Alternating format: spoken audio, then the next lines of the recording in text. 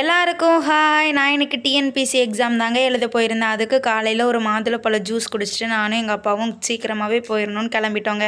எனக்கு exam centre வந்து ஸ்பிக்கில் உள்ள கீதா ஸ்கூல் தாங்க போட்டிருந்தாங்க. 8:30க்கு அங்கே இருக்க சொன்னாங்க. நாங்கள் 8 o'clock ரீச் ஆகிட்டோங்க. எக்ஸாமும் நான் நல்லபடியாக எழுதி முடிச்சிட்டேங்க. நீங்கள் இன்னைக்கு எக்ஸாம் எழுதிருந்தீங்க அப்படின்னா எக்ஸாம் எப்படி எழுதிருக்கீங்க அப்படின்னு சொல்லிட்டு கமெண்ட்டில் சொல்லிட்டு போங்க. நான் அதுக்கப்புறமா சித்தி வீட்டுக்கு கிளம்பிட்டேங்க. சித்தி பக்கத்து கடையில் போய் மாவு பாக்கெட் வாங்கிட்டு வான்னு சொன்னாங்க. அதையும் வாங்கிட்டு வந்துட்டேங்க. இது புது சைக்கிள் வாங்கியிருக்கலாம் ஸ்கூலுக்கு. அதையும் எடுத்துட்டு அங்கே போய் ஃப்ரூட்ஸ் அண்ட் அதுக்கப்புறமா அவளுக்கு ஸ்கூலுக்கு நோட்டு பென்சில் எல்லாம் வாங்கணும்னு சொன்னாங்க. கமெண்ட்ல வந்து உங்க தங்கச்சி என்ன படிக்கிறாங்கன்னு கேட்டிருந்தீங்க. அவள் வந்து 8th ஸ்டாண்டர்ட் தாங்க படிக்கிறா. அவளுக்கு நோட்டு அதுக்கப்புறமா சரி இன்னையிலேருந்து காசை போட்டு சேர்த்து வை அப்படின்னு சொல்லிட்டு ஒரு உண்டியலும் வாங்கி கொடுத்தேங்க. நான் ஸ்கூலுக்கு இந்த ஒயிட் ஸ்டட் தாங்க போகணும். நான் படிக்கும்போது 2 ரூபா, இப்போ 5 ரூபா ஆயிட்டாங்க. அதுக்கப்புறமா எனக்கும் என் தங்கச்சிக்கும் ஒன்று போல ஒரு இது வாங்கினோங்க. அதுக்கப்புறம் வீட்டுக்கு வந்தோடனே என் தங்கச்சிட்ட பசிக்குமா தோசை சுட்டு தான் ஆசையாக ஐஸ் வச்சேங்க.